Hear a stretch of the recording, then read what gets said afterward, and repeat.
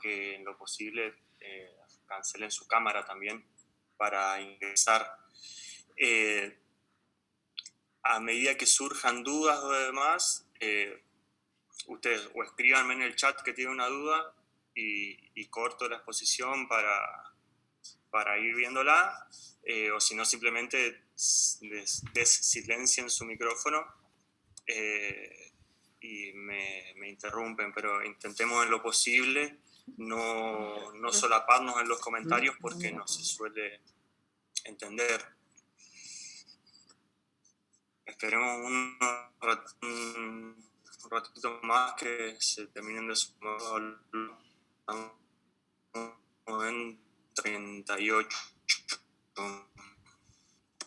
participantes.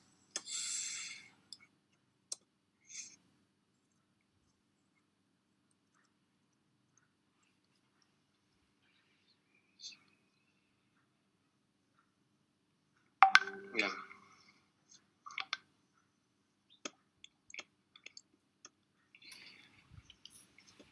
Perfecto. Para los que no me escuchen, es probable que tengan... A ver... No tiene que ver con el micrófono.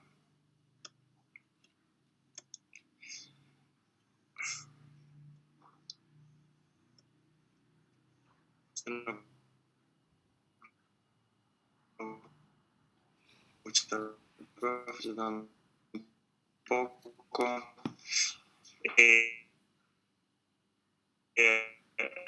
A mí me figura como el micrófono está tomando. Fíjense de la placa de audio, por así decirlo. No, tiene que ser tan lenta.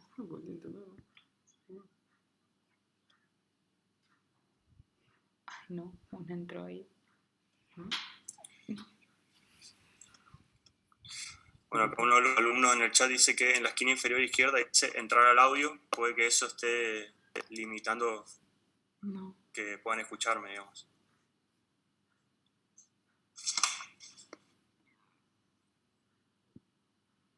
No, es este. Acá, ¿ves?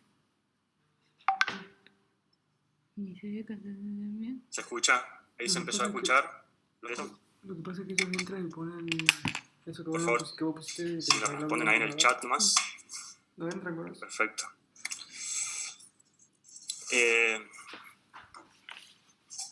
Bien, perfecto. A ver, dando inicio ya a la clase, lo que yo tenía en mente era un poco recolectar las dudas. Más estoy esperando para entrar.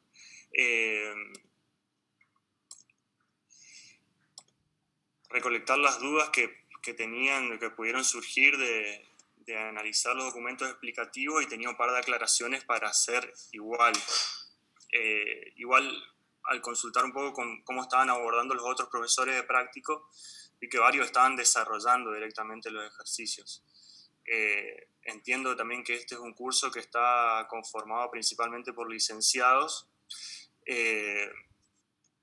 Sí, la persona que me pidió por WhatsApp que lo acepte y ya lo acepté.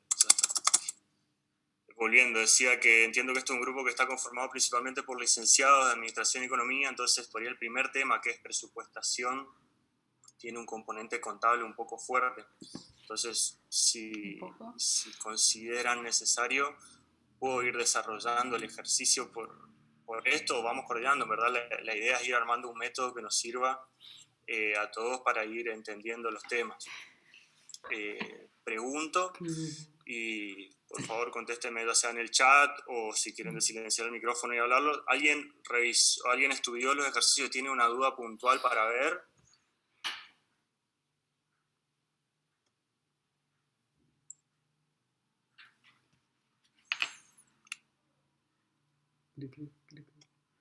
Silencio, radio. En función de esto, ¿quieren que avance con el ejercicio 1, con el desarrollo? Decir que sí,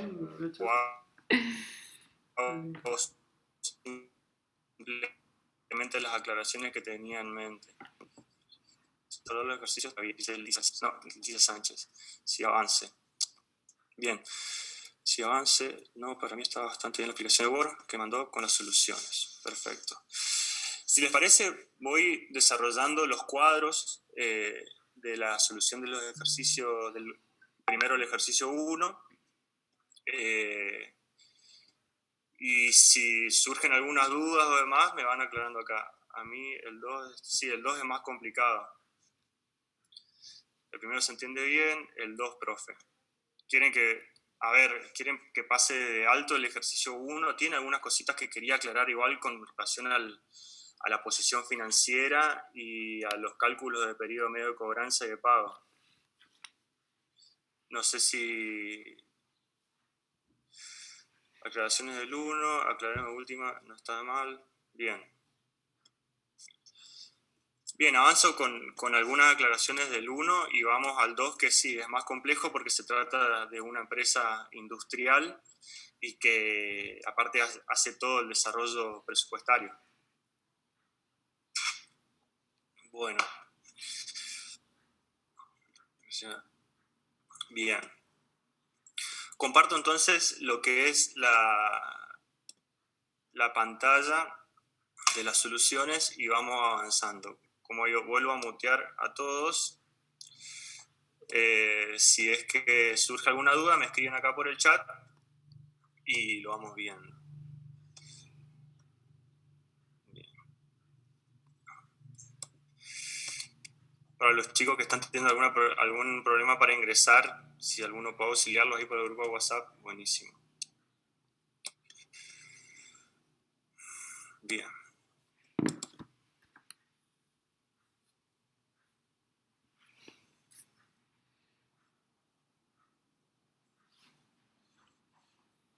Son 40, ya no pueden ingresar. Siguen sumando algunos. Estamos en Argentina. Detengo mi video en esto para facilitar la conexión, digamos.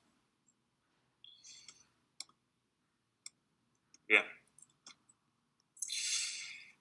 Un poco como les decía, la idea era despejar, o sea, hacer algunas aclaraciones. El ejercicio 1 es de presupuestación de una empresa comercial.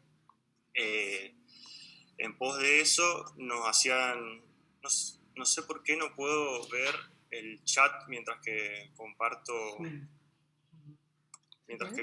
la pantalla. Por favor, si alguien quiere escribirme algo, escriban en el grupo de WhatsApp. Chat, mientras comparte la pantalla. A mí también pasa. Tendría que ponerlo desde ahí arriba. Bien. Desde acá arriba, cuando agarra, ahí le baja un poquito y agarra el chat, pero no siempre.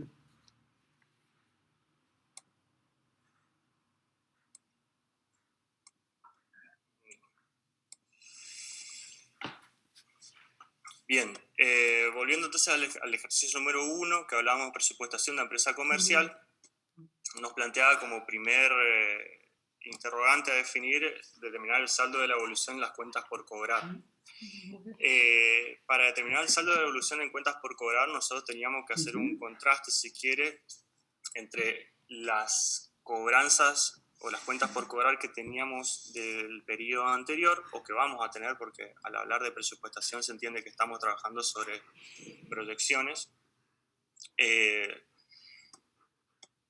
Entonces, en función de esas proyecciones, nosotros vamos a estimar un cierto volumen de ventas y un cierto comportamiento de nuestros clientes en cuanto a las cobranzas. Y ahí estaba la aclaración que quería hacerles con relación al periodo medio de cobranza.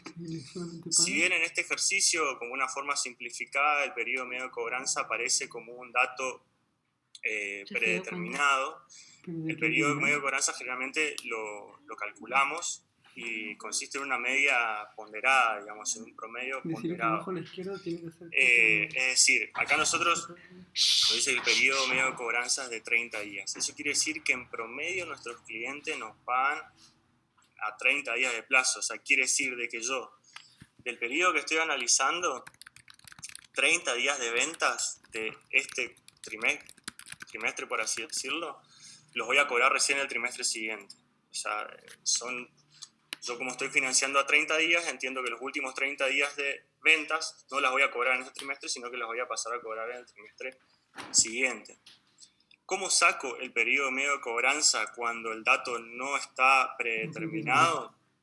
Lo hice acá en lo que es ejemplo de cálculo de periodo medio de cobranza, si me ven, donde hice un ejemplo, por así decirlo, suponiendo que nosotros el 50% de nuestros clientes nos pagan a 30 días, el 30% de nuestros clientes nos paga a 60 días, el 20% de nuestros clientes nos pagan a 90 días. ¿Qué hacemos con esto? Multiplicamos el porcentaje que representa cada uno por los días de financiamiento que le damos a ese cliente para ir sacando los datos del cálculo del periodo medio de cobranza, para después finalizar sumando lo que me dio el periodo medio de cobranza, el financiamiento a cada tipo de cliente por el porcentaje que representa dentro de mis ventas totales. Me voy acá a otra pestaña de anotaciones como para hacer el cálculo de otra forma, para que se entienda.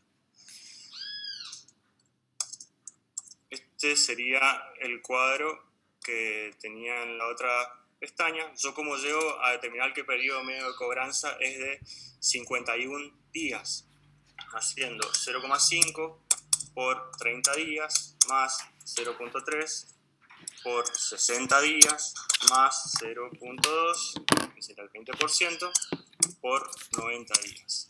Todo eso me va a dar un periodo medio de cobranza de 51 días. ¿Se entiende esto? No veo forma de ver el chat para ver si me digan si se entiende o no. Déjenme un minutito, voy acá, chat. Acá está, ahí lo puedo ver al chat ahora. Perfecto, se entiende. Perfecto. Eso era una aclaración que me interesaba hacer, porque suele pasar que en estos ejercicios se da como dato el periodo medio de cobranza, pero no avanzamos o no explicitamos cómo se calcula. Entonces, como dijimos, periodo medio de cobranza es en promedio cuánto financio a mis clientes, es decir, del total de las ventas de este periodo, cuánto voy a cobrar recién en el periodo siguiente. Con este dato del periodo medio de cobranzas, voy a también calcular de las ventas que yo hago en este periodo, en este trimestre, cuánto efectivamente voy a cobrar en este trimestre, ¿sí? Yo como estoy financiando, si yo proyecto vender 340 pesos en el primer trimestre, no puedo proyectar cobrar 340 pesos, porque una parte lo voy a cobrar diferido. ¿Cómo sacar ese dato que acá en la solución aparece como 227? Comparto acá una fórmula, periodo, cobranzas del periodo. Sería mediante la siguiente fórmula. Cobranzas generadas por venta del periodo van a ser las ventas, ¿sí? Que en este caso son de ventas 340, ¿sí? N, que en este caso como va a ser el tiempo en días que implique mi subciclo. Como acá estamos manejando subciclos trimestrales, N en este caso va a ser de 90 días, es decir, el número de N va a ser 90. Y el periodo medio de cobranza, se me cerró, tengo que admitir más gente.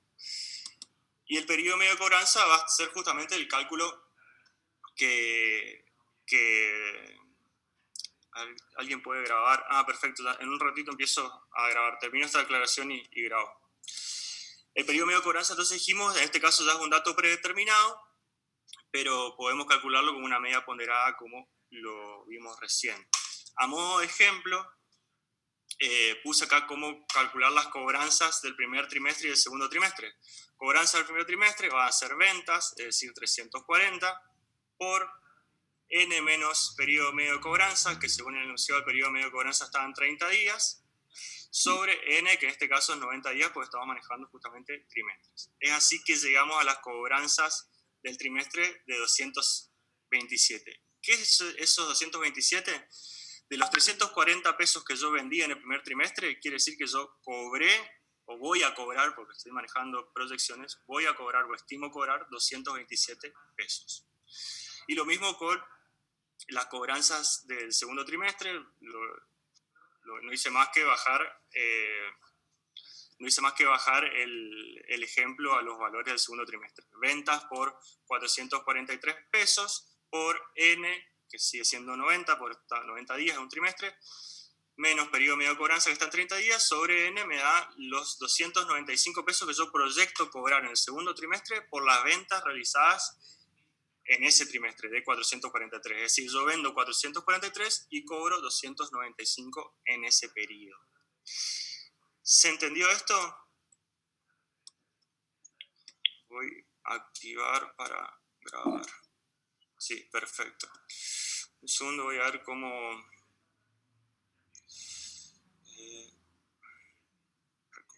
ahí está. Ahí empecé a grabar. Volvemos entonces al desarrollo del ejercicio. Donde, bueno, sabiendo las ventas, sabiendo el saldo al inicio, que nos da el mismo enunciado, sabiendo las cobranzas de periodos anteriores, que ¿por qué 108? Si yo tengo un periodo medio de cobranza, si yo tengo un periodo medio de cobranza de 30 días, se entiende que el saldo de 108 con el que inicié lo voy a cobrar durante el trimestre. O sea, durante los primeros 30 días del trimestre voy a cobrar mi saldo en cuentas por cobrar. Y las cobranzas del periodo, como lo calculamos recién. Acá uno de los alumnos me dice, yo lo hice haciendo 340 por 2/3. También está bien. O sea, nosotros al aplicar esta fórmula, vuelvo a la fórmula para hacer la aclaración, aplicar esta parte de la fórmula, no estamos haciendo más que sacar qué proporción de días de ventas estoy financiando sobre el total de días de ventas del periodo. Es decir, si yo en un periodo de 3 meses financio, en este caso 1, se entiende que 2/3 de las ventas de ese periodo las voy a cobrar en este trimestre. Está bien también hacerlo así como haces, tenés que tener cuidado nomás cuando sacás la proporción de 2/3, en este caso da bien porque periodo medio de cobranza es justo 30 días y el periodo es justo 90 días. Por ahí si manejamos periodo medio de cobranza diferentes, no sé, un periodo medio de cobranza de 27 días, la proporción no va a ser tan directa como en este caso. Podría decir de nuevo qué es N. N es el periodo exacto, periodo en días. Acá como estamos hablando de trimestres, N van a ser 90 días. Bien. Entonces, siguiendo con el desarrollo así rápido de este ejercicio, vamos a lo que es la evolución de las deudas comerciales, que es exactamente la misma lógica. Acá solo le quería hacer una aclaración que el enunciado no da el dato del saldo al inicio de las deudas comerciales. ¿Cómo? A ver, siempre se considera el año de 360 días. No sé si es una pregunta o una aclaración lo que me están diciendo, pero es una cuestión de criterios. Yo siempre lo que aclaro en estos casos es que si ustedes toman un criterio de un año de 360, lo dejen explícito que es un criterio, o si utilizan un año de 365 días, también dejen explícito que es que están ocupando ese criterio, por así decirlo. No hay algo cerrado que diga siempre es 360 o siempre es 365. ¿Hay alguien que tiene su micrófono sin silenciar? Por favor, le pido que si puede silenciarlo, porque si no entrar para silenciarlo a todo tendría que salir de la pizarra. Bien, ahí dejé de escuchar. Decía cómo sacaba el dato del saldo al inicio de 62. A ver, nosotros partíamos sabiendo de que las compras, o según lo que decía el enunciado, decía que las compras iban a representar el 60% de las ventas del periodo siguiente. Entonces, como primer tema a despejar, creo que tenemos que sacar las compras del trimestre -1. Lo llamé por así decirlo. O sea, estamos en el trimestre, arrancando el análisis del trimestre 1. Entonces quiero saber cuántas fueron las compras que hice en el trimestre anterior. En función de eso, parto de las ventas del primer trimestre. Es decir, yo sé que las compras que hice en el trimestre anterior van a representar el 60% de las ventas de este trimestre, ¿sí? Entonces, en función de eso, haciendo 340 pesos, que son las ventas del primer trimestre, por el 60%, saco lo que serían las compras del trimestre -1, o el trimestre 0, o el trimestre anterior, como quieran llamarle. Y después, aplicando la misma fórmula que estábamos viendo recién, nada más que en vez de ocupar el periodo medio de cobranza, ocupamos el periodo medio de pago, sacamos lo que son los pagos del trimestre. Voy a esa fórmula como para refrescarla. Pagos del periodo. En pago del periodo tengo que ocupar esta fórmula. A ver, corro por si no lo ven. Pagos generados por compra del periodo. Van a ser las compras del periodo por N menos el periodo medio de pago sobre N. ¿Sí? En este caso N es 90 días. A diferencia del periodo medio de cobranza, tengo un periodo medio de pago de 30 días. ¿Sí? Lo cual me implica que de vuelta mi relación entre las compras que realizo y lo que pago en el periodo va a ser de 2/3, por así decirlo. Entonces, volviendo al desarrollo del ejercicio, aplicando la fórmula entonces de las compras por N, que sería 90, menos mi periodo medio pago, que estaba en 30 días, sobre N, que sería 90, saco lo que serían los pagos que realicé en el trimestre anterior. Es decir, yo el trimestre anterior compré 240 pesos y con esta fórmula lo que estoy despejando es que yo de esos 240 pesos ya pagué 136 pesos. Es decir, que la diferencia entre las compras y lo que pagué en el periodo anterior va a ser el saldo de deudas comerciales con el que inicié el periodo. ¿Se entiende esto? Si pueden, por favor, en el chat, si es que no se entendió algo. Bien. Perfecto. Voy a estar un poco insistente con las preguntas porque esto para mí es un método nuevo. Le pido perdón si hay alguna desprolijidad al respecto, pero bueno, vamos a ir mejorándolo con el desarrollo de las clases.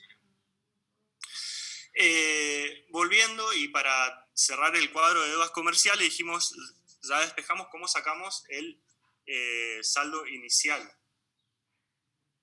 Contrastando el saldo inicial de deudas comerciales más las compras que realicé en ese primer trimestre, menos los pagos que realicé por las compras realizadas en el periodo anterior. Acabo la misma aclaración que con las ventas. Si yo tengo un periodo medio de pago de 30 días, se entiende que durante el trimestre ya pagué las compras que realicé en el periodo pasado.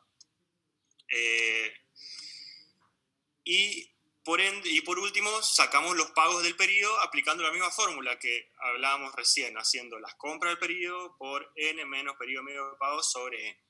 Así llegamos al saldo final de deudas comerciales, que surge a ser el saldo de inicio más las compras, menos los pagos del periodo anteriores, menos los pagos del periodo. Yo con esto despejo el saldo de deudas comerciales, es decir, cuánta plata le quedé debiendo a mi proveedor al final de este trimestre. Bueno, cerramos entonces lo que es el primer punto de marcar la evolución de las deudas comerciales y la evolución de las deudas de las cuentas por cobrar como cuestión aclaratoria, las fórmulas de cómo sacar lo que pago en el periodo y lo que cobro del periodo, y también hacer la aclaración de que el periodo medio de cobranza en este caso viene como un dato predeterminado, pero que por lo general vamos a tener que calcularlo haciendo un promedio ponderado entre los días de financiamiento que le doy a cada cliente o que recibo a cada proveedor y cuánto representa ese cliente o proveedor dentro de mis compras o ventas totales, ¿sí? Con los porcentajes. Pasamos al próximo punto, que es la posición, el presupuesto financiero y la posición financiera. Acá no es más que hacer algunas aclaraciones conceptuales antes de abordar el ejercicio 2, donde vamos a ver esto con mayor profundidad, digamos. Lo que es el presupuesto financiero, yo en el presupuesto financiero lo que voy a hacer, voy a analizar periodo por periodo los flujos de ingresos y de egresos, pero sin vincularlos. Yo si en un periodo me sobra plata y en otro periodo me falta plata, yo en el presupuesto financiero no lo voy a relacionar a eso. Lo voy a tomar como entes independientes a cada trimestre en este caso. Diferencia de la posición financiera, donde ahí sí voy a ir vinculando los saldos que voy arrastrando para justamente ver cómo financio los déficits que vaya a tener. En concreto y en resumen, lo que me arroja el presupuesto financiero, que es esto que estoy marcando acá, saldo del periodo, me dice concretamente si cada periodo me demanda recursos financieros o me genera recursos financieros. Es decir, lo que vemos acá, al final, me marca que, por ejemplo, en el primer trimestre yo tengo que hacer pagos superiores a los cobros que voy a recibir. Es decir, ese periodo me va a generar un déficit de 18 pesos, independiente, o sea, como un periodo aislado.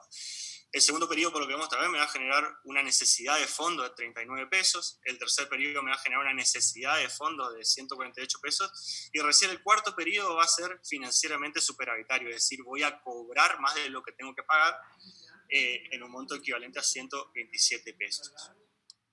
¿Alguna duda con relación a cómo confeccionar este cuadro? ¿Quieren que lo desarrolle? ¿Quieren que sigamos? Espero sus devoluciones por el chat.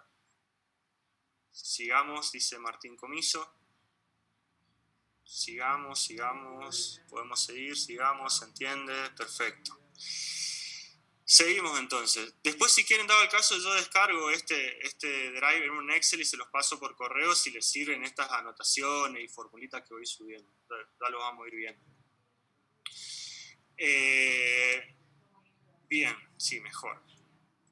Pasamos a lo que son las posiciones financieras. Como decía, la posición financiera, a mí, a diferencia del presupuesto financiero, en la posición financiera yo empiezo a vincular un periodo con otro, ¿sí? Es decir, fíjense, a diferencia del presupuesto financiero, yo arranco con un saldo anterior. Yo ya tengo en cuenta acá cuánta plata tenía en mi caja o voy a tener en mi caja al iniciar el año proyectado o presupuestado. Es decir, yo lo que hago es contrastar el saldo con el que inicié con el saldo del periodo. Claramente, o como veíamos recién, el primer cuatrimestre me arroja un saldo negativo, es decir, me arroja necesidad de fondos. Yo tenía 35 pesos cuando estaba por iniciar el trimestre y el mismo giro comercial del trimestre me va a consumir 18 de esos 35. ¿Sí? Otra particularidad de la posición financiera es que manejamos un saldo mínimo de caja. El saldo mínimo de caja, como decimos, o como lo solemos decir, es un concepto teórico, por así decirlo. Yo quiero tener en mi caja siempre 25 pesos como mínimo. Es lo que se puede traducir al decir que tengo un saldo mínimo de caja de 25. Es decir, que en este caso, si en mi proyección financiera me marca que yo voy a tener un saldo acumulado de 17 pesos, es decir, voy a poder pagar todos los compromisos que estoy proyectando realizar y me van a sobrar 17 pesos, yo lo que hago con la posición, con el saldo mínimo es decir, bueno, eso es insuficiente, yo quiero tener como mínimo 25. Entonces, ya en la fila de superávit o déficit, voy marcando cuánto me falta o me sobra para pagar todos mis compromisos y que me sobren los 25 pesos que pretendo que me sobren, que pretendo tener al final de cada ejercicio o cada periodo presupuestado. La posición financiera primero se hace una primera versión justamente para ver si vamos a necesitar financiamiento de corto plazo. Como bien decía en el explicativo, o eventualmente si tengo excedentes, si puedo hacer inversiones de corto plazo. Si nosotros en la posición financiera no tenemos saldos negativos, es decir, tenemos todo superávit, no hace falta hacer nada, lo dejamos ahí. Si como en este caso tenemos saldos negativos, quiere decir que yo voy a tener déficit, que voy a tener que ir analizando cómo los voy a cubrir. Entonces, en función de eso pasamos a la posición financiera segunda versión, donde voy a analizar en paralelo mi posición financiera y mi adelanto en cuenta corriente. Una cuestión para tener en cuenta tanto la posición financiera primera y segunda versión, como decimos nosotros, siempre arrancamos de un saldo del periodo anterior. En el primer trimestre el saldo del periodo anterior va a estar dado por lo que me dice el enunciado o eventualmente el saldo que tenga en caja en mi estado de situación patrimonial. Pero una confusión, un error muy común cuando pasamos a analizar los periodos subsiguientes, en este caso, por ejemplo, cuando analizamos el segundo periodo, es pensar que el saldo al inicio es el superávit o el déficit. Y eso es incorrecto porque recuerden que el saldo mínimo de caja era un concepto teórico. Yo no tengo que pagarle a nadie 25 pesos. Esos 25 pesos los tengo en mi cuenta. Entonces, siempre el saldo anterior va a ser el saldo acumulado. En este caso 25 porque yo proyecto quedarme solo con mi saldo mínimo de caja. En todos los periodos, por así decirlo. Como vengo arrastrando déficits operativos, son todos los periodos, no voy a tener más que mi saldo mínimo de caja. Pero acá la aclaración que me interesa hacerles es que cuando cargamos el saldo anterior, es decir, la disponibilidad en efectivo con la que arranco el trimestre proyectado, tengo que tomar el dato del saldo acumulado, no el superávit o déficit, porque ese superávit o déficit es teórico, ¿sí? ¿Se entendió esto? ¿Me vienen siguiendo bien? Bien, Joaquina, Analía, Gabriel, bien, perfecto. Cierro este ejercicio con lo que es el adelanto en cuenta corriente, con algunas aclaraciones y pasamos a lo que es el ejercicio 2. A ver, cuando nosotros hablamos de utilización o cancelación del adelanto en cuenta corriente, siempre van a ser movimientos que voy a realizar o al inicio o al final del periodo, ¿sí? Es decir, recuerden que nosotros acá estamos presupuestando, estamos proyectando. ¿Qué veo acá, si analizo la segunda posición financiera? Es que yo, para llegar a cubrir mi saldo mínimo de caja, voy a necesitar pedirle prestado al banco 8 pesos. ¿Cuándo les voy a pedir prestado al banco? Al inicio, siempre al inicio. Yo, como estoy presupuestando, se supone que yo tomo los fondos al inicio del periodo. ¿Por qué hago esta aclaración? Porque a la hora de devengar intereses, yo tengo que considerar eso, de que yo la plata la pedí al inicio del trimestre. Es decir que, ¿por qué calculamos los intereses? ¿Por qué? A ver, acá responde una pregunta. Profe, ¿por qué calcula intereses sobre los intereses? Ya vamos a llegar ahí. Déjame termino de explicar lo que es el cálculo del primer trimestre y vamos al segundo trimestre donde tenemos ese supuesto. Es por esto mismo que estoy hablando.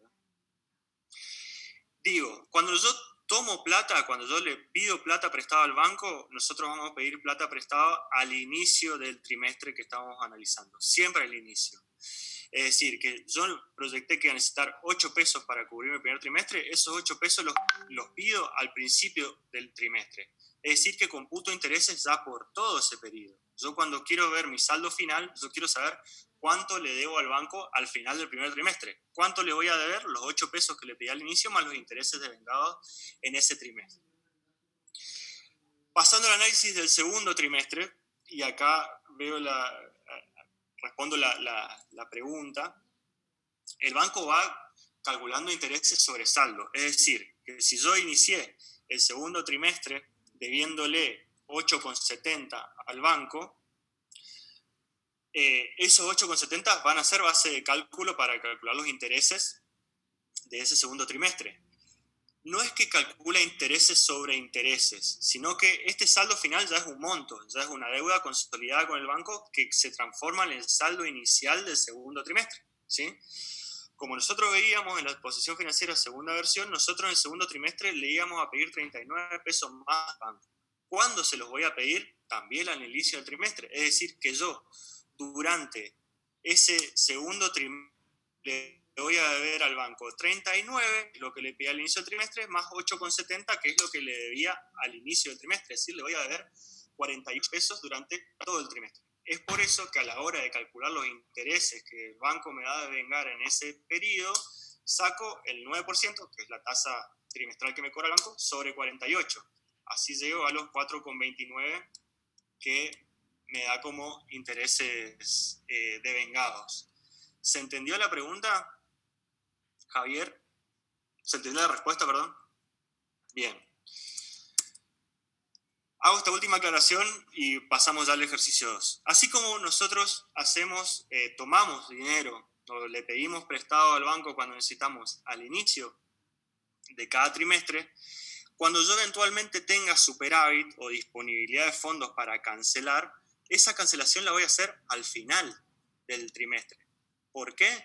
Porque recuerden que el superávit que podemos eventualmente tener nosotros lo vamos a generar con nuestro giro operativo, es decir, con las ventas que se van a ir materializando durante el trimestre. Es decir, yo recién voy a estar en condiciones de ir al banco y cancelar mi adelanto en cuenta corriente o hacer una baja parcial del mismo al final. Por eso me voy al cuarto trimestre para explicarles esto. Cuando nosotros recién en el cuarto trimestre tenemos un saldo del periodo positivo que me permitiría hacer cancelaciones del adelanto cuenta corriente o disminuir el saldo del adelanto cuenta corriente, yo planteo la cancelación, pero una vez que devengué los intereses de ese cuatrimestre. Reitero, yo empecé el cuatrimestre, empecé el cuarto trimestre, empecé el cuarto trimestre debiéndole al banco 218 pesos con 0,1. Yo en ese trimestre voy a poder cancelar parte de esa deuda, pero ¿cuándo? Recién al final. Por eso, antes de cargar la cancelación, voy a cargar los intereses que el banco me da de devengar por esta deuda de 218. Me explico, que son los 19,96,62 que figuran acá. Es decir, que yo, para determinar mi saldo de adelanto en cuenta corriente al final del cuarto trimestre, voy a hacer el saldo al inicio, más los intereses de devengados durante ese trimestre, menos la cancelación que yo voy a hacer con el banco. Es por eso que quedo con un saldo de 110,63. ¿Se entendió esto? ¿Hay alguna duda? Por favor, si alguno de los chicos o alguno de los alumnos no entiende o necesita que lo explique de otra forma, no tengan duda en explicarlo. Acá alguien me pregunta, ¿el 127 de dónde salió? 127 saldo del periodo es el saldo de tu presupuesto financiero. O sea, el 127 es la consecuencia de tu giro operativo de cobranzas y pagos. Vos durante el tercer cuatrimestre hiciste pagos, subo un poquito para mostrar esto, hiciste pago por 412 pesos, pero recibiste plata por 539, es decir, que el giro operativo de tu negocio te generó recursos financieros por 127. Con esos recursos financieros, vos podés cancelar el adelanto en cuenta corriente. Pero ¿cuándo lo vas a cancelar? Recién al final, porque justamente los disponés al final. ¿Te respondí bien, Mariano? ¿Se entendió? Perfecto. Después Leticia me pregunta si siempre es así, ¿se cancela al final? ¿Siempre? Sí, siempre se cancela, siempre se cancela al final del periodo. Si yo eventualmente tengo un superávit al final del tercer trimestre, yo cancelo lo que pueda llegar a cancelar al final del tercer trimestre. O sea, cuando digo al final, no es al final del horizonte de planeamiento como circunstancialmente se da en este ejercicio, sino que al final del ejercicio del periodo que estoy proyectando. Claro, eso pensé, si tuviera superávit, perfecto. Si tuviera superávit en el segundo trimestre, por ejemplo, exacto. Si tuviera superávit en el segundo trimestre, vos vas a cancelar o hacer una baja de tu adelanto en cuenta corriente recién al final del segundo trimestre, previamente devengando los intereses por la utilización de ese periodo. ¿Está claro, Leticia? Entendido, perfecto. Bien.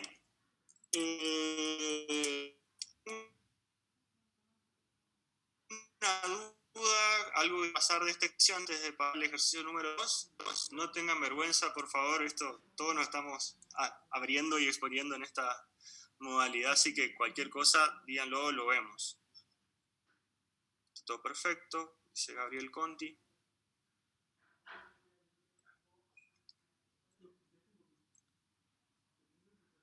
Bien. Voy pasando al ejercicio 2, cualquier cosa que surja me avisan y lo vemos. Ejercicio 2. Bien. Ejercicio 2, como veíamos, como decíamos, es un poco más complejo que el ejercicio 1 porque primero se trata de una empresa industrial que bueno, tiene un tratamiento presupuestario un poquito más complejo, se suman lo que son los costos de producción y el tratamiento de las materias primas, y también que se hace todo el desarrollo del ejercicio, ¿sí? No voy a leer el enunciado, un poco largo, y lo doy por leído por ustedes, por así decirlo. Vamos a abordar directamente lo que es la solución de los cuadros, digamos. Segundo. Bien. Siendo cuadro por cuadro, tenemos que empezar con el programa de ventas. Como bien decía en el explicativo del programa de ventas, yo voy a proyectar las cantidades que voy a vender en mi ejercicio presupuestado en cantidad. Es decir, que acá no voy a hablar de plata, sino que voy a hablar en este caso de cajas, ¿sí? Sí, cajas de alfajores, serían nuestras unidades.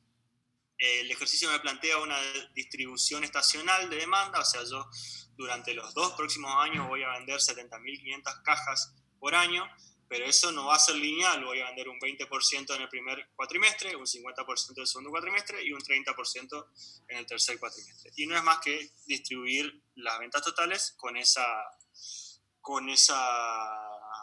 estacionalidad. Superado el programa de ventas, usted por favor, si surge una duda me escriben, yo voy avanzando, vamos al programa de producción, que siempre que hablamos de programa vamos a estar hablando de cantidades, ¿sí? No hablamos de plata, sino que hablamos de unidades físicas. En este caso estamos hablando de cajas de alfajores, ¿no? Cuando abordamos el programa de producción, lo que vamos a decir es estimar cuántas unidades vamos a producir nosotros durante ese cuatrimestre. Y para eso, ¿qué tenemos que tener en cuenta?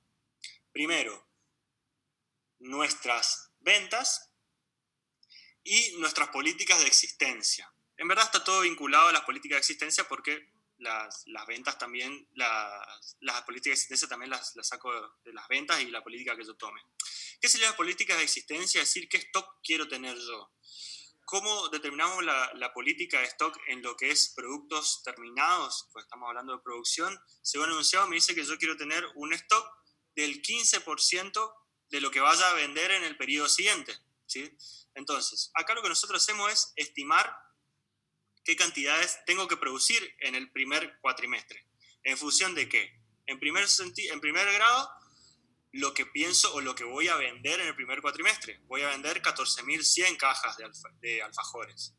Pero ¿qué pasa? De esas 14.100 yo ya empecé con una cierta existencia de 3.800, que ahora en un minutito hago un paréntesis y le explico cómo sacar ese 3.800 o alguna aclaración de ese 3.800. Entonces decíamos, yo voy a vender 14.100 cajas de alfajores en el primer cuatrimestre, pero de esas 14.100 ya tenía 3.800, entonces resto 3.800.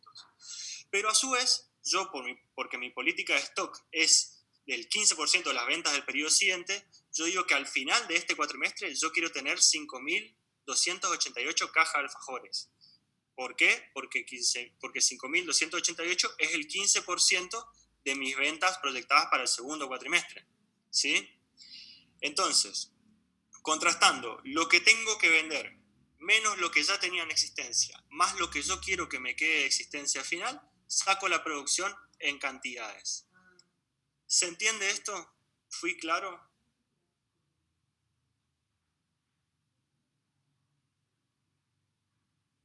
Sí, bien, perfecto. Hago una aclaración con relación a ese 3.800. La existencia inicial, ¿de dónde la sacamos? Del enunciado mismo, del enunciado en el estado de situación patrimonial, donde yo veo el saldo de mi cuenta bienes de cambio y veo que está, o productos terminados, y veo que está en 3.800. Pero, ¿qué pasa? Ese 3.800 me está marcando el saldo en pesos. Es decir, si yo veo el estado de situación patrimonial, yo estoy viendo cuánta plata tengo en stock, no cuántas unidades. Y yo lo que necesito saber acá en el programa de producción es cuántas unidades tengo en stock. Entonces, es por eso que hice esta aclaración, o este cuadro aclaratorio, donde despejo dónde sale ese 3.800. Yo lo que saco del estado de situación patrimonial es, como decía, mi saldo de stock en plata, 3.800 pesos. Lo tengo que dividir por mi costo de producción unitario para llegar a mi stock en cantidad. Es decir, yo para exponer 3.800 pesos en stock, tengo que saber a cuánto evalué cada unidad de producto terminado. ¿Cómo la evalúo? De acuerdo al costo de producción. También, según el enunciado, veo que el costo de producción es de 1 peso. Entonces hago 3.800, divido 1 peso para llegar a las cantidades, que en este caso coincide en 3.800 unidades. Hago esta aclaración porque muchas veces he visto que confunden que es 3.800 porque en el estado de situación patrimonial dice 3.800. Y lo real es que no. Lo que yo tengo que declarar acá son las cantidades. Me coincide nominalmente el monto porque mi costo unitario en este caso es de $1. Pero si mi costo unitario sería diferente, como lo vamos a ver más adelante, van a variar. Lo que me interesa que quede claro acá es que la existencia, o sea, todos los datos que yo cargo en los programas tienen que estar expresados en cantidades, no en unidades monetarias. Y si yo voy a tomar un dato del estado de situación patrimonial, tenemos que saber que esos datos están expresados en valores monetarios, tengo que ver cómo se evalúa esa partida para poder reexpresarlo en cantidades. En este caso, cómo evaluamos la partida de productos terminados de acuerdo al costo de producción. Mi costo de producción es $1, entonces me coincide nominalmente. ¿Se entendió esto? Sí, sí, bien, perfecto, muy bien. Seguimos entonces, terminamos lo que es el programa de producción, vamos a lo que es el programa de compras, ¿sí? De vuelta, siempre que estemos dentro de lo que son los programas, reitero, vamos a hablar en cantidades físicas, no en unidades monetarias. En el programa de compras, ¿yo qué voy a estimar? ¿Qué cantidad de materia prima le voy a comprar a mi proveedor por periodo? Esto es un dato recontra útil en la práctica, pues justamente me sirve para salir a negociar con mi proveedor. O sea, si yo durante mi ejercicio presupuestado, de acuerdo a mis políticas de stock, a mi estimación de ventas, yo estimo que voy a consumir o voy a necesitar tantas unidades de materia prima, y eso es un dato importantísimo para salir a negociar con el proveedor precio, condición de pago y demás. Pero bueno, lo que acá me interesa dejar en claro es que lo que vamos a reflejar acá son las compras que yo voy a realizar de materia prima en cantidades. La lógica es bastante similar al programa de producción. ¿Por qué?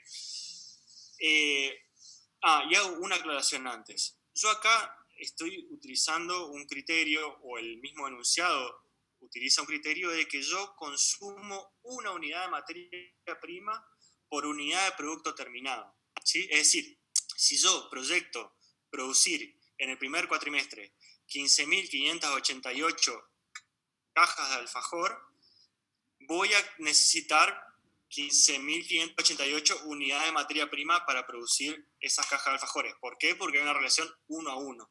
He visto otros ejercicios en exámenes y demás donde esa relación no es tan lineal, es decir, vos consumís 2 unidades de materia prima por unidad de producto terminado, donde ahí las compras, la evolución de las compras sería diferente, digamos, ¿sí? Si yo tengo que producir 15.588 unidades de producto terminado, voy a necesitar el doble de unidades de materia prima. Hago esta aclaración por las dudas nomás, no es lo que surge en este ejercicio, pero por a medida que voy viendo cosas que les pueden servir para otros ejercicios, se los voy aclarando. Entonces, en ese supuesto de que nosotros consumimos una unidad de materia prima, bien, nosotros como consumimos una unidad de materia prima por unidad de producto terminado, a ver, hay ejercicios que sean así en los complementarios. La verdad no recuerdo, creo que sí. Si no los hay, avísenme y veo si puedo conseguir uno y se los paso. Bien. Volviendo entonces, yo lo que quiero despejar acá es cuántas unidades tengo que comprar. Entonces, para eso voy a decir, bueno, yo para saber cuánto tengo que comprar, parto de preguntarme cuánto tengo que producir. ¿De dónde saco el dato de cuánto tengo que producir? Del programa que hicimos hace un ratito, del pronóstico de producción. Yo digo que en el primer cuatrimestre necesito producir 15.588 unidades. Es decir, que voy a necesitar 15.588 unidades de materia prima. Pero yo ya tengo en stock 7.600 unidades de materia prima, ya hago la aclaración de cómo llegamos a ese dato. Y a su vez, yo por mis políticas de stock de producto terminado, yo quiero terminar el cuatrimestre con 8.284 unidades de materia prima. ¿Por qué? Porque mi política de stock de materia prima es del 25% de la producción del periodo siguiente. Es decir, si yo el periodo siguiente proyecto realizar 33.135 unidades, es decir, que voy a necesitar 33.135 unidades de materia prima, yo quiero tener en stock el 25% de eso. ¿Cuánto es el 25%? 8.284. Es decir, yo quiero terminar el cuatrimestre con esas unidades de materia prima en mi stock, ¿sí? En función de estos datos es que estimo las compras. yo voy a necesitar 15.588 unidades de materia prima para abastecer a mi línea de producción. Pero a su vez ya tengo 7.600 en stock, resto esas 7.600. Pero a su vez quiero terminar el cuatrimestre con 8.284 unidades en stock. Entonces, haciendo las necesidades que tengo que abastecer en la producción, 15.588, menos la existencia inicial, 7.600, más la existencia final, 8.284, llego al valor, al valor de las compras, la cantidad de materia prima que le voy a tener que comprar a mi proveedor en ese periodo. Sobre esto, ¿hay alguna pregunta antes de avanzar en cómo calcular la existencia inicial? ¿Está claro? Entiendo que el no es porque no hay preguntas. ¿Está claro? Clarísimo. Perfecto. Bien, si surge alguna duda, me lo van escribiendo. Decía cómo calcular la existencia inicial, y esto está vinculado también a lo que hablábamos hace un ratito, de que cuando hablamos de programas tenemos que expresar todo en cantidades, no en términos monetarios, sino en cantidades físicas. Yo saco el dato de mi existencia inicial del estado de situación patrimonial, que el estado de situación patrimonial me marca que tengo al inicio del ejercicio materia prima por 3.800 pesos, como lo marqué acá en este cuadro lateral. Yo tengo 3.800 pesos saldo de materia prima según estado de situación patrimonial en plata, ¿sí? Pero, ¿qué criterio yo tomé para evaluar, para pasar eso a plata? Y el costo unitario de cada materia prima, que según el enunciado, de cada unidad de materia prima, que según el enunciado, el costo unitario es de 50 centavos. Es decir, tomo el monto que tengo en el estado de situación patrimonial y lo divido por su costo unitario para despejar o determinar cuántas unidades físicas tenía de materia prima al inicio. En este caso son 7.600. Concretamente, ¿cómo llegamos al dato de 7.600 unidades? Haciendo el saldo de materia prima que surge del estado de situación patrimonial dividido su costo unitario. ¿Esto se entiende? ¿Me entendieron? Sí. Sí, dice Sandy. Sí, dice Paula. Bien. Sí, perfecto.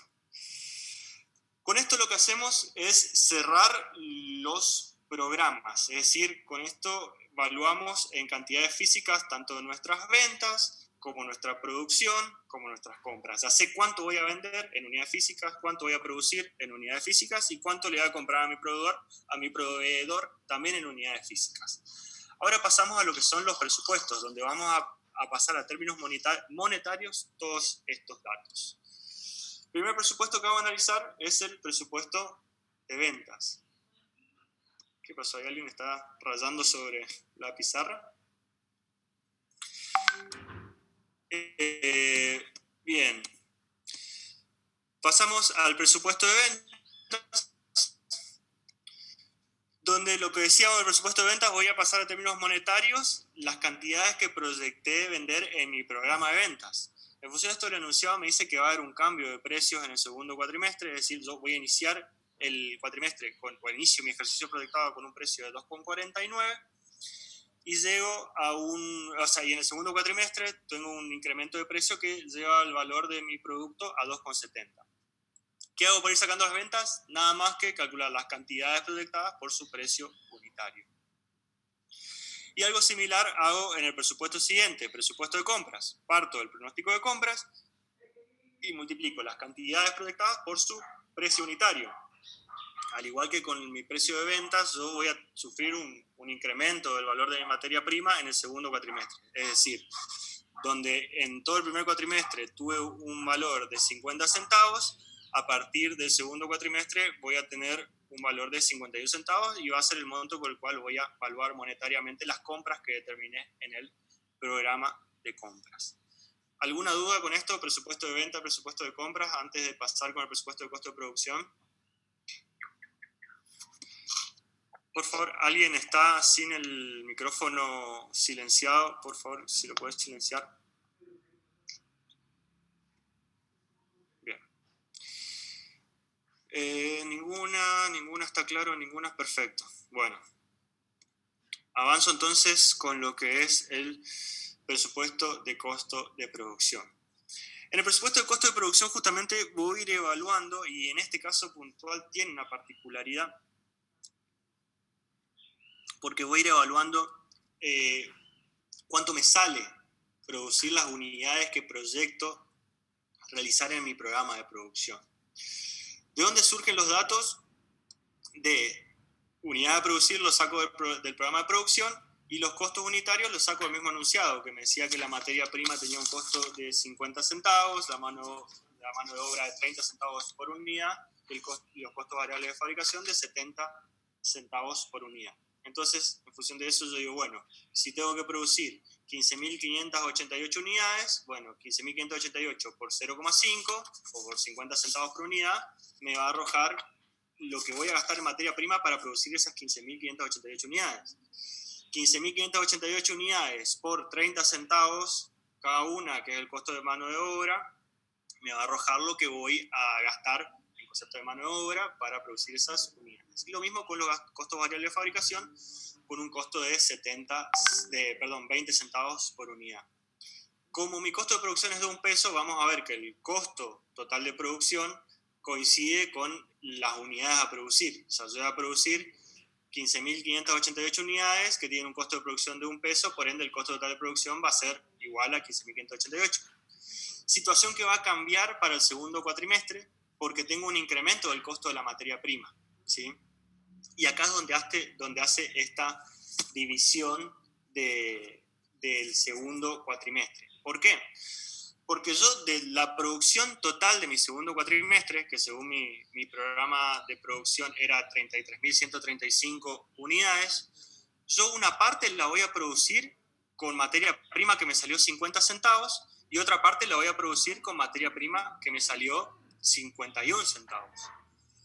¿Cómo sé qué parte de la producción voy a consumir con una materia prima que me salió 50 centavos? De la existencia final del pronóstico de compras, ¿sí? O sea, en la existencia final del pronóstico de compras del primer cuatrimestre, ¿sí?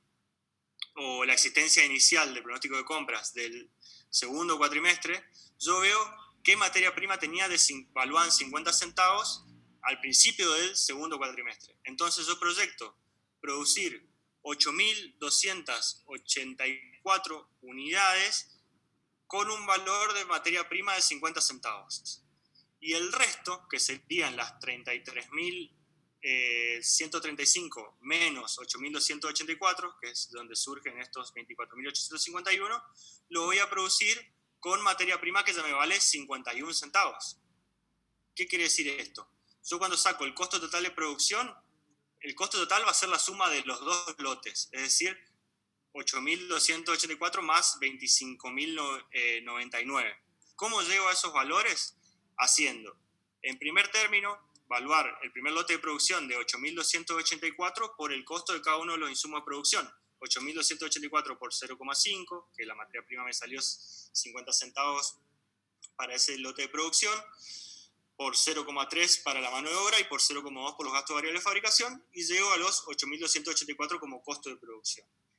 El próximo lote de producción que voy a hacer en el segundo cuatrimestre, donde ya voy a tener materia prima de 51 centavos, lo evalúo con ese costo de materia prima, es decir, las 24.851 unidades que me quedan por producir, ya las voy a producir con una materia prima de 51 centavos, es decir, en materia prima voy a hacer 24.851 por 0,51 centavos. Mano de obra sigue igual en 30 centavos y gastos variables de fabricación sigue igual en 20 centavos. De la sumatoria de estos tres, desde la materia prima, la mano de obra y los gastos variables de fabricación para este lote de producción de 24.851, surge el costo de producción de ese lote de 25.099.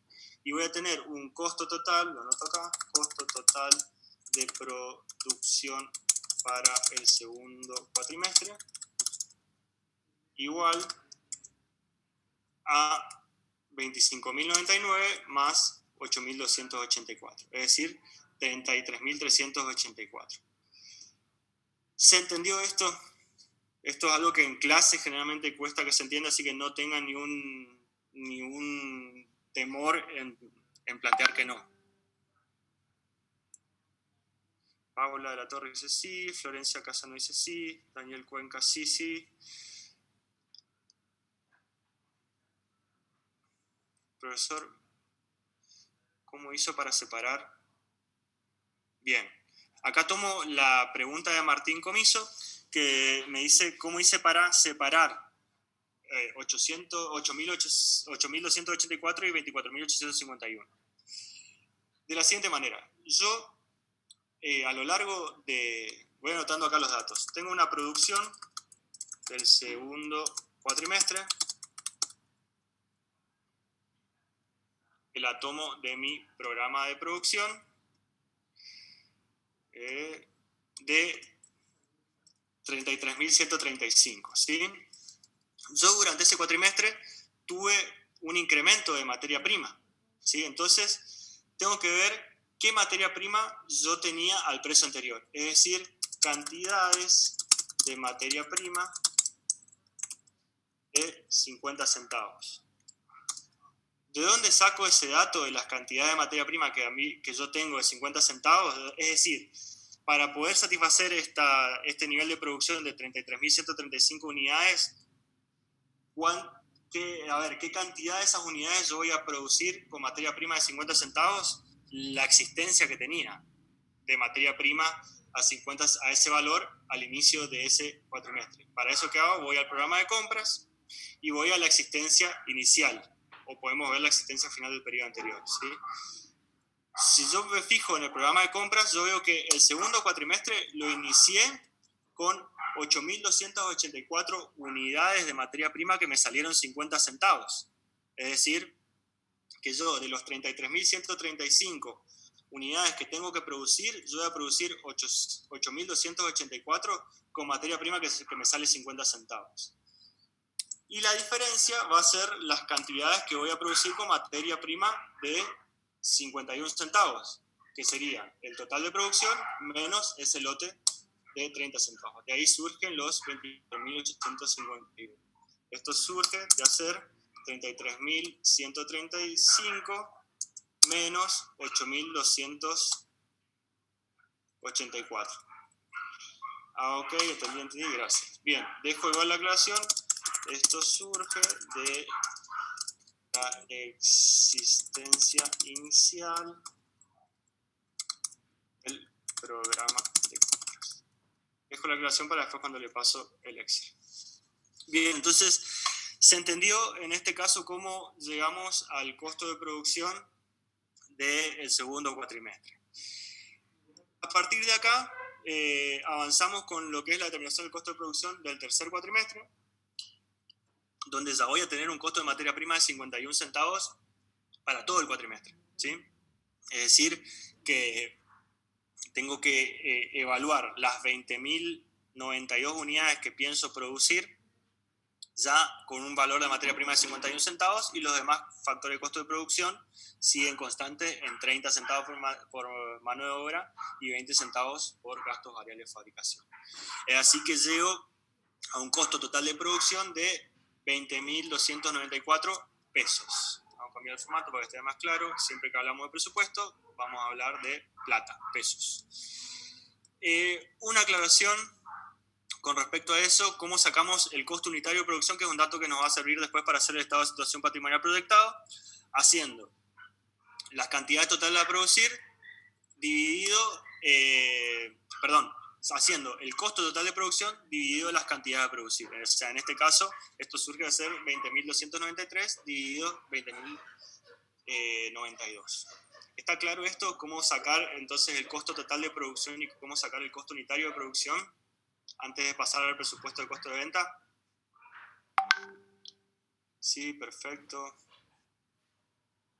Bien. Bien. ¿Podría hacer una aclaración de eso, por favor? Una aclaración de que Mariano Rey me dice, ¿podría hacer una aclaración de eso, porfa? Para entender de dónde sale el 1,41, si se entiende.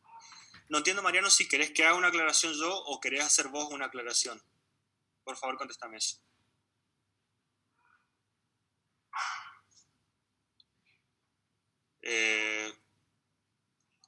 No, si se puede poner ahí. Bien. Este dato, bien, lo marcamos. Lo pinto en amarillo como para hacer una suerte de referencia. Costo de producción unitario tercer cuatrimestre surge a ser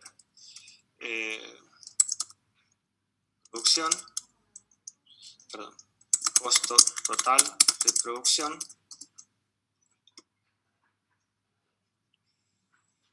sobre producción total.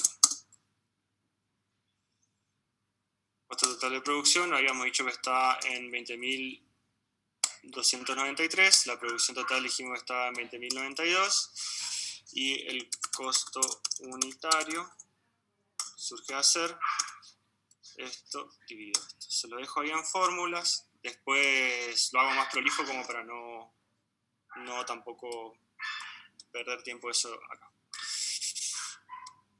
Bien. Vamos, si les parece, con el presupuesto de costo de ventas y cortamos acá antes de avanzar con el presupuesto económico. Si les parece, coordinamos otra clase para el día lunes, donde intentemos terminar este ejercicio y avanzar con los siguientes. Bien, mejor, sí, perfecto. Bien, presupuesto de costo de ventas en horario de clases es ideal. Sí, la idea es el lunes ya hacerlo en horario de clase. Esto como fue la primera vez y surgió, bueno, medio que nos fuimos organizando como se podía. Vamos a tener una sola clase por semana. A ver, no tengo problema en hacer 2 clases por semana como lo vayamos determinando nosotros. O sea, en principio con los profesores se implementó o se intentó avanzar con una modalidad que es pasarles las resoluciones de los ejercicios que ustedes estudien y sobre eso aclarar dudas. Lo que yo estoy viendo acá es que es muy difícil por ahí interactuar con dudas, por eso preferí ir desarrollando así el ejercicio. Si nosotros en la dinámica, digamos, de desarrollar así el ejercicio vemos que nos quedamos cortos con una clase por semana y bueno, la extendemos a 2. Bien. En principio puede que la semana que viene tengamos 2 clases porque tengo en mente que según el calendario la semana que viene deberíamos empezar capital de trabajo, así que puede que en una clase terminemos esto y si creen que les da el tiempo avanzamos con otra clase para capital de trabajo. No quiero tampoco que hagamos esta clase de clases sin darle tiempo a ustedes para que estudien los temas. Súper, personal, perfecto. Bien. Vamos entonces, para cerrar la clase de hoy, con el presupuesto de costo de venta. Presupuesto de costo de venta, hay una fórmula de costo de venta genérica que es existencia inicial más compra si es una empresa comercial, en este caso como una empresa industrial es más costo de producción menos existencia final. Entonces, trábense esto, para sacar el costo de venta de una empresa industrial es existencia inicial más costo de producción menos existencia final. Y a partir de eso solamente vamos sacando los datos de los cuadros de presupuesto que fuimos haciendo antes, con algunas aclaraciones, que acá cambio el formato para que justamente quede más en explícito. Estamos en presupuesto, estamos hablando de plata, ¿sí? Es decir, que cuando yo hablo del primer cuatrimestre, existencia inicial de bienes de cambio, yo estoy hablando que en el primer cuatrimestre tengo 3.800 pesos de existencia inicial, o sea, 3.800 pesos en mi stock de producto terminado, ¿sí? Yendo paso por paso en este cuadro.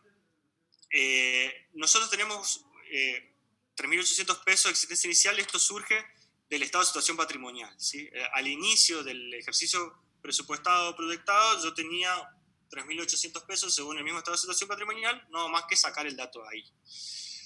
Más costos de producción. Costo de producción lo sacamos del cuadro que determinamos recién, donde sacamos el costo de producción de cada uno de los periodos. Habíamos dicho que para el primer cuatrimestre tenía un costo de producción de 15.588 pesos, ¿sí? Menos existencia final. ¿Qué existencia final? Existencia final de materia prima y valuada en pesos. ¿Qué quiere decir esto? O sea, ¿o de dónde saco este dato de la existencia final valuada en pesos? Para saber de dónde saco el dato de la existencia final valuada en pesos, primero tengo que preguntarme de dónde saco el dato de la existencia final valuada en cantidades. ¿De dónde lo voy a sacar? Del pronóstico de producción. Recuerden que nosotros en el pronóstico de producción estimamos con cuántas unidades de producto terminado queríamos quedarnos al final del primer cuatrimestre. Voy al pronóstico de producción para que refresquemos el dato y vemos que nosotros dijimos que queríamos quedarnos con 5.288 unidades de producto terminado en nuestro stock. Perfecto, ahí lo tenemos expresado en unidades, pero como estoy en un presupuesto tengo que evaluarlo en unidades monetarias. ¿Con qué criterio lo evalúo en unidades monetarias? De acuerdo a este dato, al costo unitario de producción, ¿sí? Es decir, yo tengo que ver qué costo unitario de producción tenía al final del primer cuatrimestre para poder evaluar mi existencia final que determinamos en el programa de producción. Es decir, estos 5.288 pesos surgen de hacer 5.288 unidades por un costo de producción de 1 peso. ¿Se entiende esto? Sí, perfecto.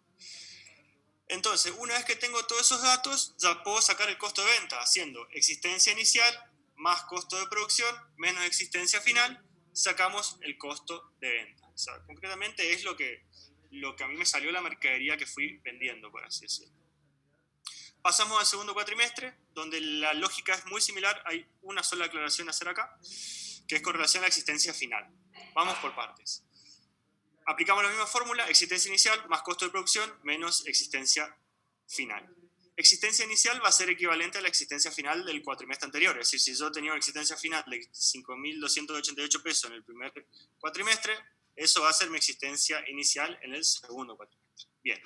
Más costo de producción. Recuerden que nosotros en el segundo cuatrimestre dividimos nuestra producción en 2 lotes. Un lote que tuvo un costo de 8.284 y otro lote que tuvo un costo de 25.099. Es decir, el costo total de producción de ese segundo cuatrimestre va a ser 33.383 pesos, que es el dato que tenemos cargado acá. Menos existencia final. Existencia final valuada al costo de producción que tuvimos al final del segundo cuatrimestre, ¿sí? En este caso, voy al programa de producción para ver cuántas unidades tenía de existencia final al final del segundo cuatrimestre y veo que tenía 3.173 unidades de producto terminado. ¿Cómo voy a evaluar esas 3.173 unidades al costo de producción que tenía al final de ese cuatrimestre? ¿Sí? Es decir, por 1,01. Concretamente, ¿de dónde surge este dato? Y se lo dejo acá en un comentario. Surge de hacer las 3.173 unidades que tenía proyectado en el programa de producción por el costo unitario de producción que tenía al final del segundo cuatrimestre de 1,01. ¿Se entendió esto?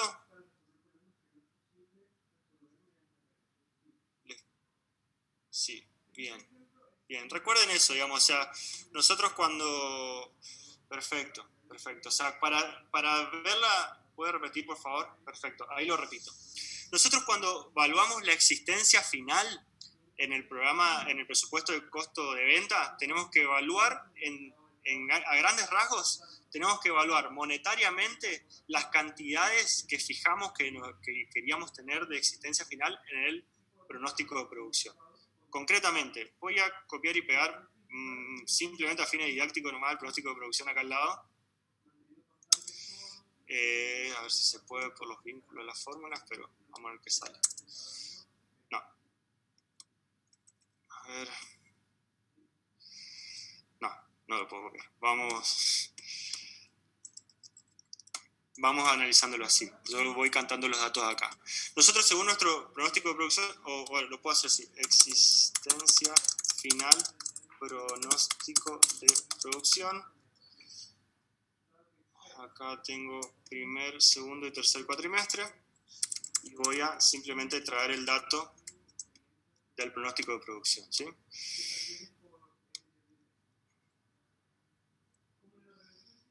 Vamos a el pronóstico de producción.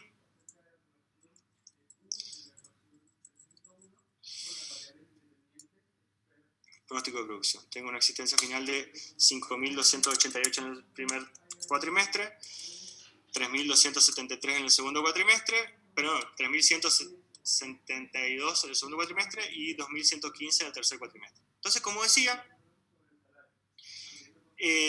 para yo determinar la existencia final de mi presupuesto de costo de venta, lo que tengo que hacer es evaluar en términos monetarios estas existencias finales que saqué de mi pronóstico de producción. Entonces, ¿en función a qué lo tengo que evaluar? En función al costo unitario de producción que fui teniendo en cada uno de los cuatrimestres, ¿sí? ¿Cómo saco la existencia final del primer cuatrimestre? Hago las 5.288 unidades que proyecté que me iba a sobrar en el pronóstico de producción por el costo unitario de producción que tenía al final de ese primer cuatrimestre de $1. Siguiendo para el segundo cuatrimestre, ¿cómo hago para evaluar las 3.173 unidades que yo proyecté que iba a tener como existencia final en mi pronóstico de producción? Lo evalúo por el costo de producción que tuve en ese periodo. ¿Qué costo de producción? El que tuve al final, de 1,01. ¿Se entendió esto? Y lo mismo hago con el tercer cuatrimestre. Yo tengo que ver cómo evalúo en términos monetarios las 2.115 unidades de existencia final que tenía en el pronóstico de producción. ¿Cómo la evalúo? De acuerdo al costo unitario de producción que tenía al final de ese cuatrimestre, de 1,01. Es decir, 21.363 surge de hacer 2.115 por 1,01.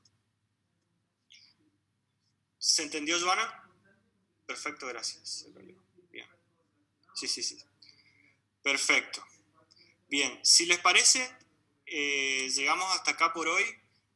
¿Alguna duda que tengan de tanto del ejercicio? Profe, una consulta más. Sí, por favor. Sí.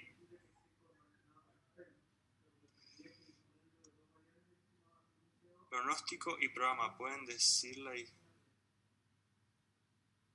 No, es una diferencia semántica.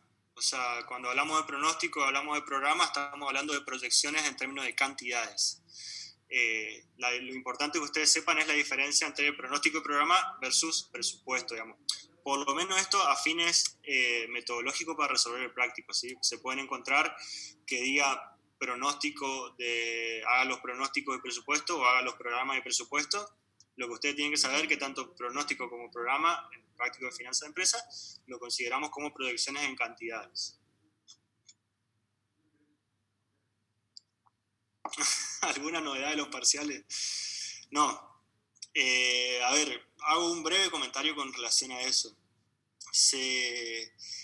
Hay una cuestión, si se quiere, de normativa con los parciales, porque háganse cuenta que la facultad tiene certificaciones. O sea, la facultad, si quiere, una suerte de industria que tiene como producto final un egresado.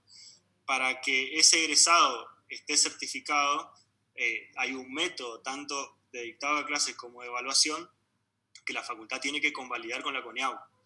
La UNE tiene habilitado poder dar títulos académicos evaluando a sus alumnos de forma presencial. Esta situación hace que la evaluación de forma presencial sea imposible. Entonces, se están analizando alternativas. Una alternativa que está caminando, por así decirlo, es que se están haciendo las gestiones para tener la autorización para poder evaluar de forma online. Sé que en cuanto a métodos, internamente en la cátedra se está trabajando en cuanto a métodos, pero lo cierto es que como hay una incertidumbre a nivel nacional de cómo va a seguir el desarrollo, o sea, lo único que sabemos es que están ratificando que tenemos que avanzar con el dictado con los medios electrónicos. Perfecto. Entonces, con ese criterio, desde la cátedra estamos intentando cada uno de los profesores abordar los temas para que el que necesita aprender la materia tenga los medios para aprender la materia. En paralelo se está resolviendo autoridades de ciencia económica, autoridades de la UNE, autoridades del Ministerio de Educación, cómo resolver el tema de las evaluaciones. Porque, como digo, hoy en día nosotros podemos tomarle un parcial online, perfecto, pero no estamos autorizados para acreditar que ustedes saben de finanzas de empresa con ese método de evaluación, cosa que se está trabajando.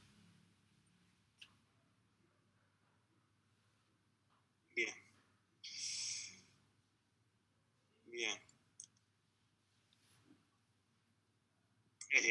Entiendo por ahí que bueno, son situaciones muy especiales que a todos nos ponen en un escenario distinto del que esperábamos, pero bueno, entre todos estamos intentando ponerle el pecho a esto. ¿Alguna pregunta más con relación a los ejercicios, al ejercicio que vimos? Si alguien se quedó con algo en el tintero, lo puede decir ahora.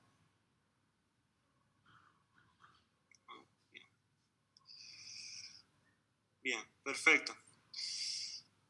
Perfecto. Cualquier cosa, no, realmente gracias a ustedes por también la predisposición a conectarse y bueno, poder tomar este método. Como digo, cualquier recomendación para mejorarlo es bienvenida. Por favor, háganmela por privado, porque, a ver, eso también es una aclaración que quería hacer. En lo posible intentemos utilizar el grupo para coordinar estos encuentros. Por ahí si hay preguntas metodológicas o preguntas de dictado, yo creo que lo más productivo es canalizarlas por el foro. Yo no tengo problema que me escriban a mí y lo vamos viendo, pero utilicen el foro porque piensen de que cada pregunta que ustedes hacen y cada respuesta que un profesor esboza ya le sirve a todos los alumnos, por así decirlo. Entonces, en lo posible, para esa clase de inquietud intentemos utilizar el foro, cosa que hacer más productivo el tiempo del alumno que se molestó en preguntar y el tiempo del profesor que contestó, por así decirlo. Sí, con relación a lo que me preguntan acá de la grabación, tengo que explorarlo un poco de cómo tener ese dato, pero sí, lo puedo subir a Drive o lo puedo pasar por correo. La próxima clase es el lunes, coordinemos en estos días para confirmar ahí por el grupo. Pero bueno, si no hay dudas metodológicas por lo pronto, vamos cerrando la clase. La próxima clase igual arrancamos con repasando, a ver si es que quedaron preguntas, me las hacen y lo vamos viendo. Y bueno, desde ya, como digo vuelta, les agradezco la buena predisposición. Cualquier recomendación para mejorar este método me la pasan por privado. Y bueno, vamos avanzando por acá. Cierro esto nomás como para... Bien. Bueno, vamos cerrando la clase, les agradezco de vuelta y en principio nos vemos el lunes. Hasta luego.